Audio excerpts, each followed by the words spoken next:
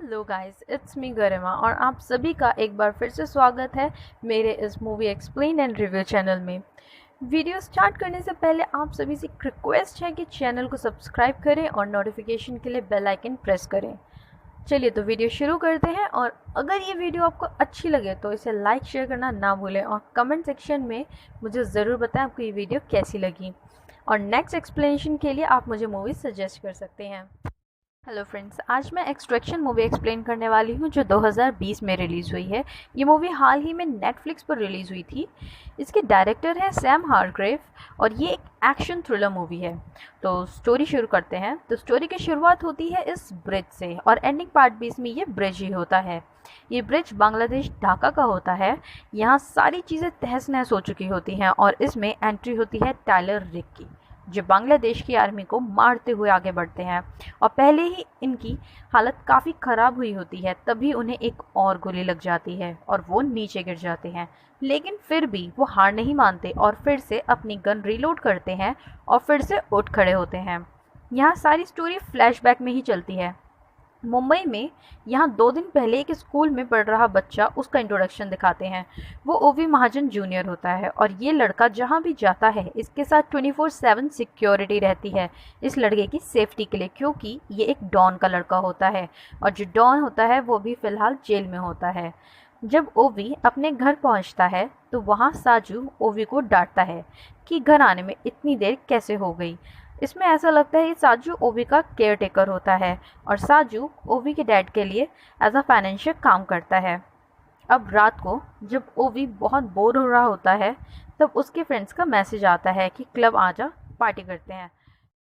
ओवी साजू से छुपकर क्लब चला जाता है। वहाँ पर ओवी और उसके फ्रेंड्स मिलकर काफ़ी पार्टी करते हैं और स्मोक करने के लिए क्लब के बाहर आ जाते हैं। तभी वहाँ पर 2 पुलिस वाले आ जाते हैं और इन दोनों से पूछताछ करनी शुरू कर देते हैं। तभी एक पुलिस वाला ओवी के फ्रेंड को गोली मार देता है और ओवी को किडनैप कर ले जाता है। मतलब वो एक्चुअल पुलिस वाले नहीं होते। और अब ये बात ओवी महाजन सीनियर को पता चल जाती है और ये जानने के बाद वो साजू पर बहुत चिल्लाने लगते हैं और साजू को धमकी देते हैं कि उनके बेटे को कैसे भी करके वापस लाए। जिसने ओवी को किडनैप करवाया होता है वो बांग्लादेश का सबसे बड़ा डॉन होता है जो इंडिया पर भी कब्जा करना चाहता है।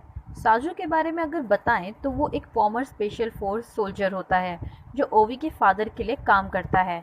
अब साजू ये सारी बातें अपनी पत्नी को बताता है और ये भी बोलता है कि मैं किसी को जानता हूँ जो उस बच्चे को वापस ला सकता है, लेकिन उसको पैसे देने होंगे और ओवी के पास इतने पैसे नहीं होंगे।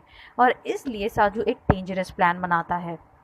अब यहाँ टाइलर का इंट्रोडक्शन होता है और हम देखते हैं कि वो बहुत ही हाइट से एक झील में कूद जाता है जहाँ से वो अपनी ज़िंदगी से परेशान होकर सुकून पाना चाहता है और कोई ना कोई चीज़ ऐसा लगता है उसे अंदर ही अंदर खाई जा रही हो। अब वो क्या चीज़ है वो आपको आगे पता चलेगी। वो ऑस्ट्रेलिया में एक छोटे से घर में अपनी ज़िंदगी गुजार रहा होता है, तभी वहाँ पे निक खान आती है उसके पास। वो टाइलर को एक मिशन देती है और उसके बारे में बता रही होती है। ये मिशन और कोई नहीं बल्कि वही ओवी जूनियर वाला होता है। पहले तो टाइलर उस मिशन को एक्सेप्ट नहीं करता, बट फिर थोड़ी देर में अपना फ़ैसला बदलकर एक्सेप्ट कर लेता है क्योंकि उसे खतरों से खेलने का काफ़ी शौक होता है और वो वैसे भी मरने के बहाने ढूंढता रहता है। और यहाँ पर साजू अपनी वाइफ को बाय कर कर उसी मिशन के लिए निकल जाता है। अब साजू का प्लान क्या है वो आपको आगे पता चलेगा। तो निक और उसकी टीम ढाका पहुंच जाती है और अपनी टीम को उस मिशन के बारे में समझाने लगती है। वो बताती है कि जिसने ओवी जूनियर को किडनैप करवाया है वो आमिर आसिफ है जो बांग्लादेश का बहुत बड़ा डॉन है। बांग्लादेश की सारी पुलिस और मिलिट्री इसके हाथों में है और वो जो चाहे वहाँ करवा सकता है। तो इंडिया पर भी हक जमाने के लिए उसने ओवी को किडनैप करवाया है। निक अपनी टीम, वो पॉइंट होती है एक बोट, यानी उस बच्चे को बचाकर इस बोट के पास लाना होता है और इस तरह से निक और उसकी टीम वहाँ से निकल जाएगी। लेकिन बच्चे को बचा के लाना इतना आसान नहीं होगा।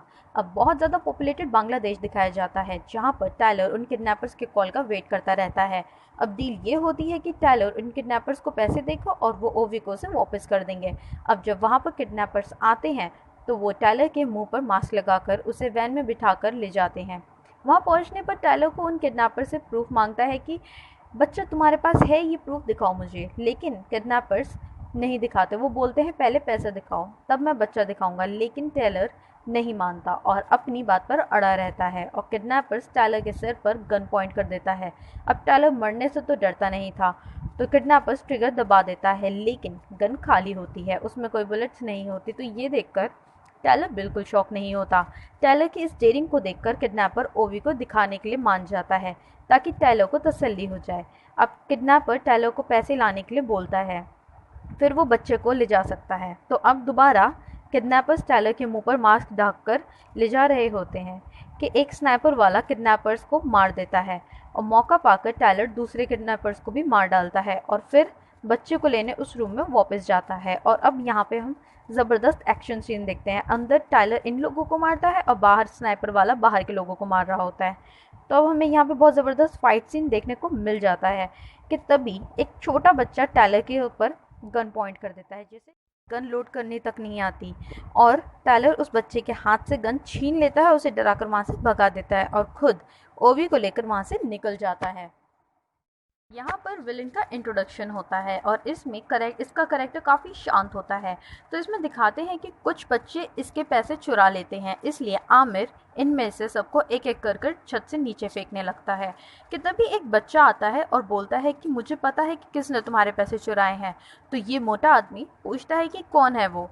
तो ये लड़का बोलता है कि अभी जिसे तुमने नीचे फेंका उसी ने तुम्हारे पैसे चुराए थे। उस लड़के का शातिर दिमाग देखकर आमिर को बहुत अच्छा लगता है और उसे बुलाकर उसका नाम पूछता है। वो अपना नाम फरहाद बताता है। तो आमिर फरहाद को 2 उंगली काट कर देने के लिए कहता है एज अ सेक्रीफाइस। और तभी एक कर्नल आमिर के पास आता है और वो उसे बताता है कि बच्चा स्केप हो चुका है। ये सुनकर आमिर कर्नल से बोलता है कि सारे बांग्लादेश को बंद कर दो, सब बस ट्रेन सब कुछ बंद कर दो, और इस तरह से पूरे बांग्लादेश में नाकाबंदी हो जाती है। तब यहाँ पर ना कोई आ सकता है ना कोई जा सकता है। टायलर यहाँ पर ओवी के साथ एक जगह पर आ जाता है और उसे कुछ खाने पीने को दे देता है और खुद भेजने के लिए टायलर ओवी की एक वीडियो बनाता है और उसे अपनी टीम को मतलब निक को भेज देता है। और यहाँ पर उसकी टीम के 2 लोग एक्सट्रैक्शन पॉइंट पर रेडी हो जाते हैं कि जैसे ही टेलर यहाँ पर उस बच्चे को लेकर आएगा हम यहाँ से निकल जाएंगे। और निक अब वो वीडियो टेप उनको सेंड करती है जिन्होंने उसे ये काम दिया होता है, लेकिन वो लोग उसे चेक नहीं करते। और यहाँ डील ये होती है कि निक उन लोगों को प्रूफ दिखाएगी और वो लोग मनी ट्रांसफ़र करेंगे और तब उस बच्चे को उसके घर सेफली लौटाया जाएगा। अब निक को यहाँ ये मिशन देने वाला कौन है ये आपको आगे पता चलेगा। वहीं बोर्ड के पास एक मास्क पहनकर इंसान आता है और उन दोनों को वहीं मार डालता है, और उस बोर्ड के पास एक स्नाइपर वाला भी बैठा होता है, उसे भी वो मार डालता है। देखकर निक टायलर को बोलती है कि तुम थोड़ा वेट करो क्योंकि हमें अभी तक पैसे नहीं मिले हैं, कुछ तो गड़बड़ है या हो सकता है हमारे साथ कोई धोखा हुआ है। और यहाँ बांग्लादेश की पुलिस उस बोट को फाइंड आउट कर लेती है। अब क्योंकि टायलर उस बच्चे को लेकर इस बोट में तो नहीं जा सकता, तो टायलर उस बच्चे को लेकर पीछे चला जाता है जंगल में। और अब यहाँ पे वो मास्क वाले इंसान का चेहरा रिवील होता है। वो कोई और नहीं साजू था, यानी साजू ने निक को ये मिशन दिया था। अब क्योंकि ओवी के पास इतने पैसे नहीं होते कि वो निक को पे कर सके, तो साजू का प्लान ये होता है कि वो निक को ये मिशन देगा और जब बच्चा निक की टीम को मिल जाएगा तब वो निक की टीम से उस बच्चे को छीन लेगा। इससे पैसे भी बच जाएंगे और बच्चा भी वापस आ जाएगा। वहीं जंगल में अब साजू ओवी को आवाज़ लगाता है कि ओवी आ जाओ, ये मैं साजू हूँ, तुम मेरे पास आ जाओ और हम घर चलेंगे। लेकिन टायलर उसे नहीं जाने देता। टायलर ओवी को डिस्ट्रैक्ट करके साजू पर एक जाल फेंक देता है और ओवी को लेकर वहाँ से निकल जाता है। अब यहाँ पर एक्शन सीन फिर से शुरू होता है जो कम से कम 12 मिनट तक चलता है। अब टायलर उस बच्चे को लेकर सिटी के अंदर एंटर कर लेता है। उसके पीछे 2 लोग पड़े होते हैं, एक तो बांग्लादेश की पुलिस और दूसरा साजू। किसी तरह बचते बचाते वो घरों के बीच से गुजरने लगता है और बांग्लादेश की मिलिट्री को तो चकमा दे देता है, लेकिन अब उसका सामना होता है साजू से। यहाँ पर बहुत अच्छा फाइट सीन देखने को मिलता है और जैसे कि हमने बताया था साजू एक स्पेशल फोर्स ऑफिसर है। वो यहाँ पे टायलर को हरा देता है और ओवी को लेकर जाने लगता है कि तभी टायलर एक ट्रक से साजू को हिट कर देता है और ओवी को उस ट्रक में लेकर वहाँ से निकल जाता है। क्योंकि नाकाबंदी होती है तो वो ट्रक आगे नहीं जा पाता और टायलर ओवी को लेकर ट्रक से कूद जाता है। और यहाँ 12 मिनट का एक्शन सीन फाइनली ख़त्म होता है। यहाँ आमिर टायलर की फ़ोटो अपने गुंडों में बांटकर ऑर्डर देता है कि आदमी दिखे इसे मार डालो और उस बच्चे को मेरे पास ले आओ। वहीं टायलर और ओवी एक फैक्ट्री में रुकते हैं जहां ओवी टायलर की बैंडेज करता है। टायलर को काफ़ी चोट लगी हुई होती है। थोड़ी देर में टायलर को निक का कॉल आता है और वो बताती है कि हमें अभी तक कोई पैसे नहीं मिले हैं, तुम जल्दी से जल्दी उस बच्चे को छोड़कर वापस आ जाओ। टायलर निक को साफ मना कर देता है और बोलता है कि मैं किसी भी हालत में इस बच्चे को उसके घर पहुंचा कर रहूँगा। यही हमारा मिशन है और इसे मुझे कंप्लीट करना है। दूसरी तरफ साजू एक रूम रेंट पर लेता है और अपनी टूटी हुई नाक को ठीक करता है। साजू अपनी वाइफ को कॉल करके बोलता है कि अगर 2 दिन तक मेरी कोई कॉल ना आए तो तुम पैसे लेकर डिसअपेयर हो जाना। अगर मैं बच गया तो मैं तुम्हें खुद ही ढूंढ लूँगा। यहाँ टायलर और ओवी बाहर निकलने की कोशिश करते हैं और तभी बाइक पर आमिर के गुंडे आ जाते हैं और टायलर पर फायरिंग करना शुरू कर देते हैं। और ये गुंडे कोई और नहीं आमिर के छोटे बच्चे की फ़ौज होती है, जिनमें से वो छोटा लड़का होता है जिसे टायलर ने पहले नहीं मारा था। टायलर इस बार भी इनमें से किसी को जान से नहीं मारता, बस सबको थप्पड़ वप्पड़ मार के डराकर भगा देता है।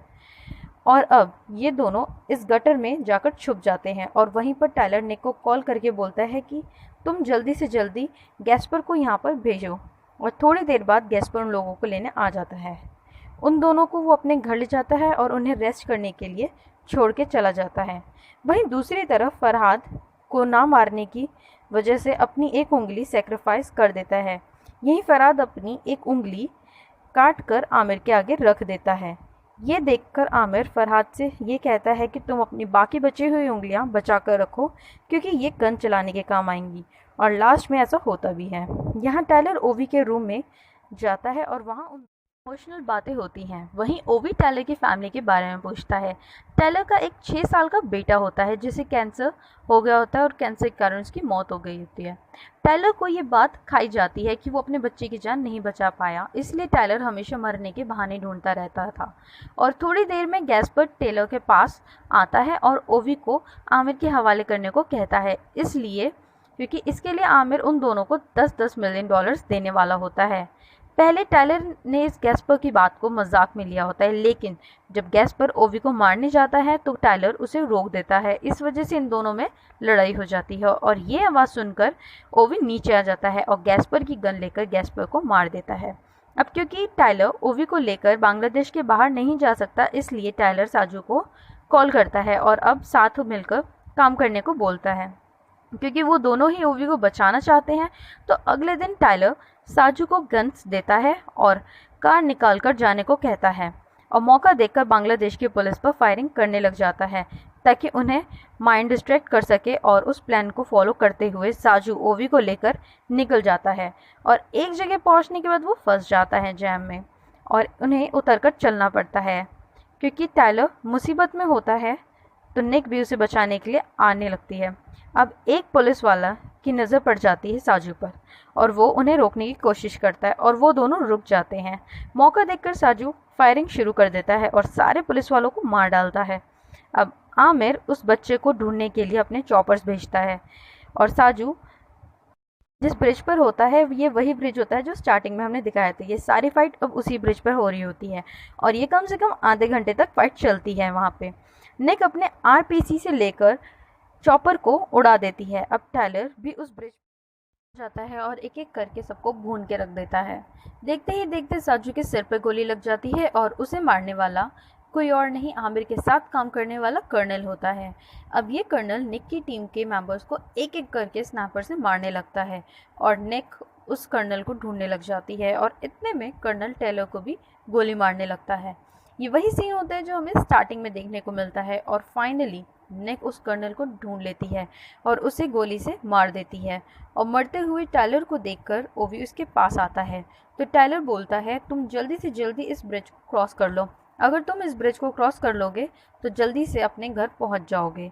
और टायलर हिम्मत करके खड़ा होता है और फायरिंग शुरू कर देता है, लोगों को मारता ही जाता है और इतने में एक बुलेट टायलर के नेक से लगकर निकल जाती है। ये बुलेट मारने वाला और कोई नहीं फरहाद होता है और टायलर ब्रिज से नीचे पानी में गिर जाता है और निक बच्चे को लेकर अपने चॉपर में निकल जाती है। अब 8 महीने बाद का दिखाते हैं, जहाँ पर ओवी अपने रेगुलर लाइफ जी रहा होता है और निक वापस बांग्लादेश आती है टायलर का बदला लेने के लिए। और जब आमिर टॉयलेट में होता है तब निक सीधा उसके सिर में गोली मार देती है। और यहाँ ओवी जब स्विम करके ऊपर आता है तो हम एक शेडो देखते हैं, जैसे टायलर बैठा हो और वहाँ बैठकर वो ओवी को देख रहा हो। और यहाँ पर ये मूवी ख़त्म हो जाती है। शायद इसका सीक्वल भी बने, क्योंकि टायलर की बॉडी अभी तक नहीं मिली और लास्ट में वो जो सीन होता है उसकी वजह से शायद बन सकता है। मुझे इसमें सबकी एक्टिंग बहुत अच्छी लगी और निक जब टायलर को बचाने के लिए आती है तब से एंड तक मुझे वो बहुत अच्छी लगी। और टायलर की क्या बात करनी। मिलते हैं नेक्स्ट एक्सप्लेनेशन वीडियो में। आई होप आपको ये पसंद आई हो। Please support my channel bye subscribing and like this video if you enjoy.